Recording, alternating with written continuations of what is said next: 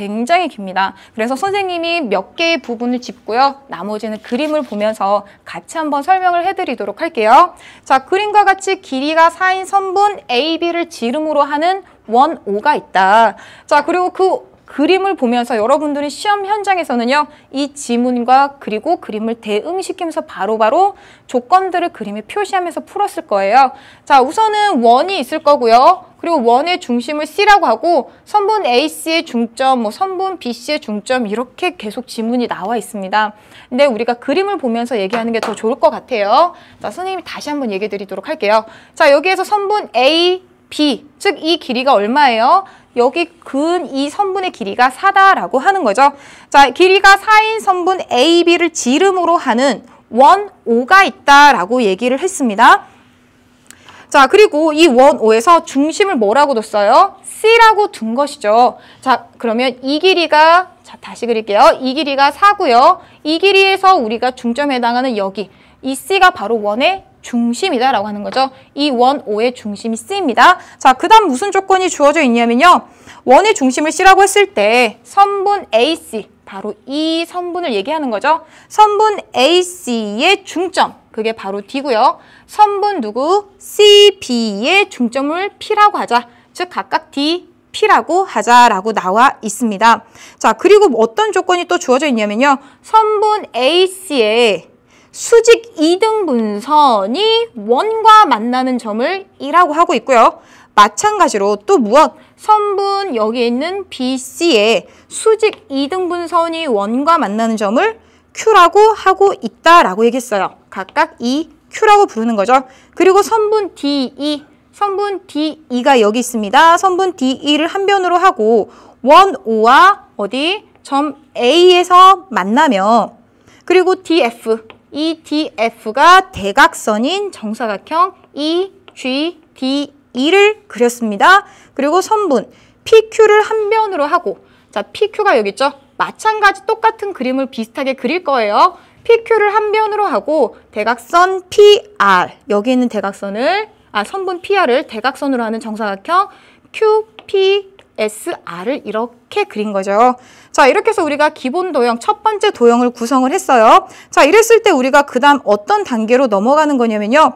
자, 이렇게 해서 원 O와 여기에 색칠된 영역. 자, 선생님이 지어서 다시 보여드리도록 할게요.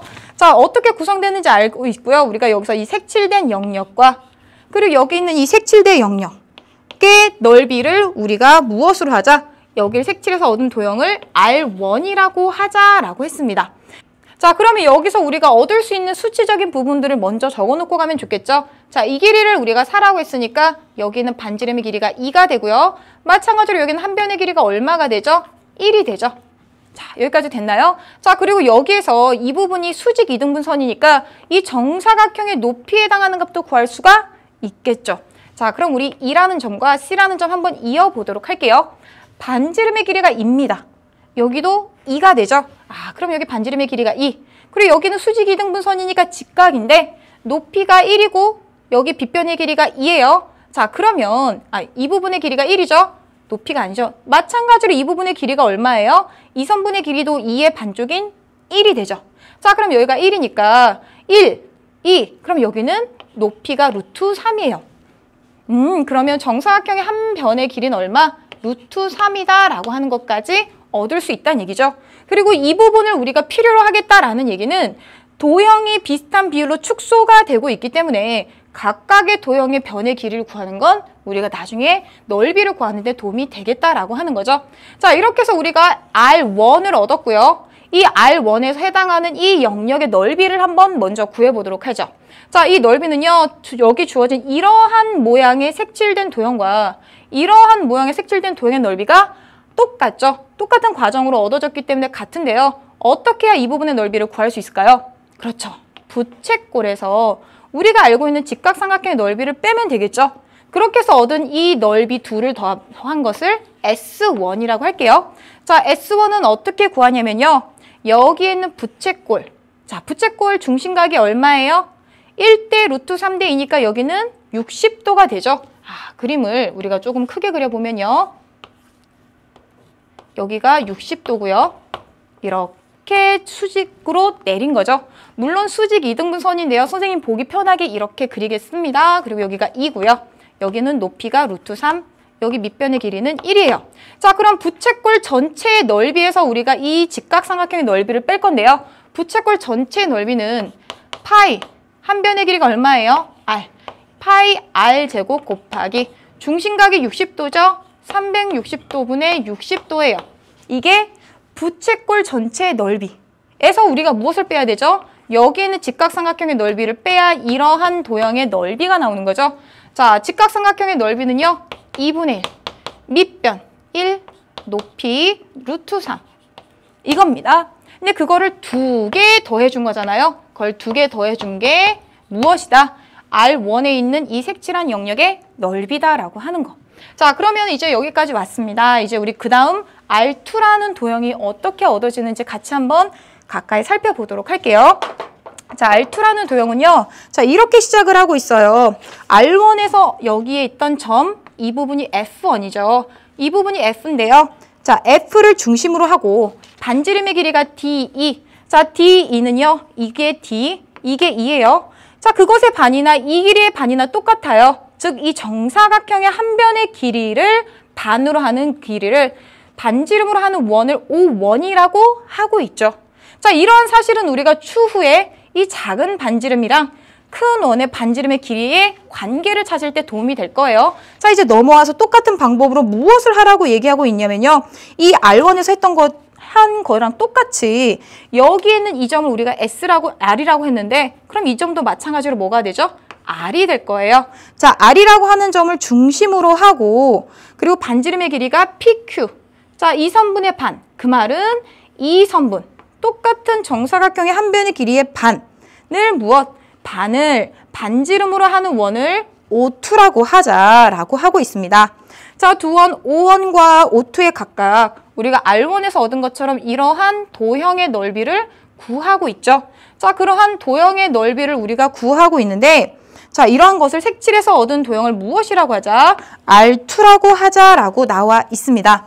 자, 이와 같은 과정을 반복해서 우리가 얻은 그림이 뭐가 되는 거예요? R3 그리고 점점점 Rn이 된다라고 하는 거죠. 자, 이렇게 해서 얻은 그림이 Rn이고요. 거기에 각각 색칠되어 있는 넓이를 우리가 R1에 색칠된 건 S1, R2에 색칠된 건 무엇? S2, R3에 색칠된 거는 S3. 이렇게 해서 우리가 넓이를 점점 구해 나갈 때 무엇을 구하라고 했냐면요. n이 무한대로 갈 때 Sn의 극한값을 구하라고 했습니다. 즉, 넓이들을 계속해서 더해 나갈 때 그것이 우리가 그 등비급수가 되는데 등비급수를 계산하시오라고 하는 문제죠.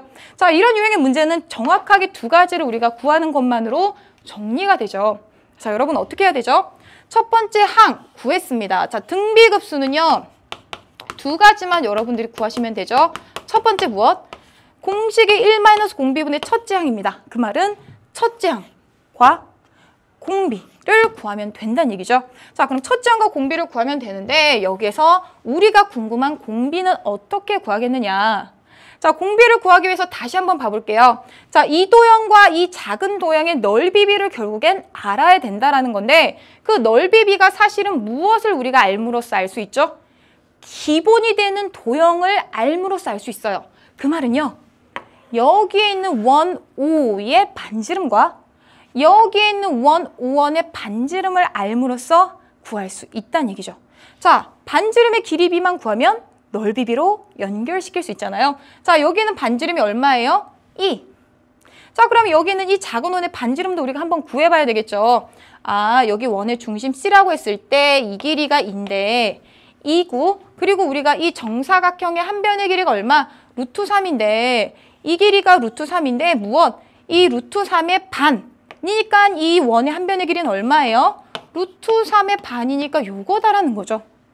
그러면요. 작은 원과 큰 원의 반지름, 작은 원과 반지름과 큰 원의 반지름의 길이 b는 얼마예요? 길이 b는 큰 원의 반지름은 2, 작은 원의 반지름은 얼마? 2분의 루트 3. 맞아요? 이건 길이 b예요. 자, 넓이 b는 어떻게 된다고 하죠? 넓이비는 닮은 비의 제곱이 넓이비잖아요. 아, 닮은 비가 반지름의 비로 생각했는데 그것의 제곱이 바로 넓이비가 되는구나. 그리고 그것은 비단 이 원에 대한 넓이비뿐만이 아니라 그 주변에 있는 부속품 같은 이러한 도형에도 똑같이 넓이비가 그대로 적용이 된다는 거죠. 그래서 이렇게 해서 우리가 넓이비를 구할 수 있습니다. 누구와 누구의 넓이비?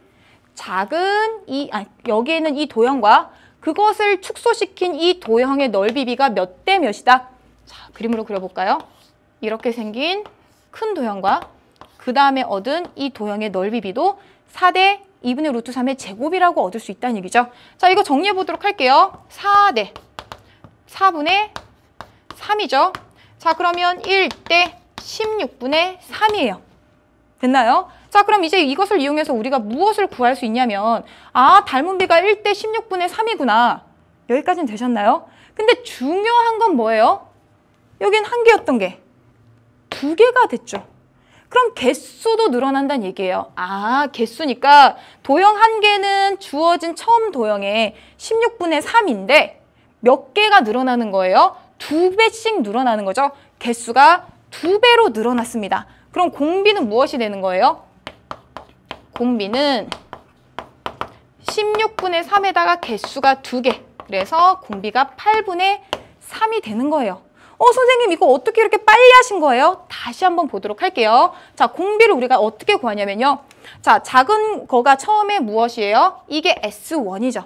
자, 그리고 여기에는 이 도형의 넓이를 우리가 몇 개? 2번 더한 게 S2가 됩니다. 자, 그래서요. 이걸 여기다가 적어보면 구분하기 위해서 그냥 이걸 A1, 이걸 A2라고 할게요. A1 대 A2 넓이 B는요.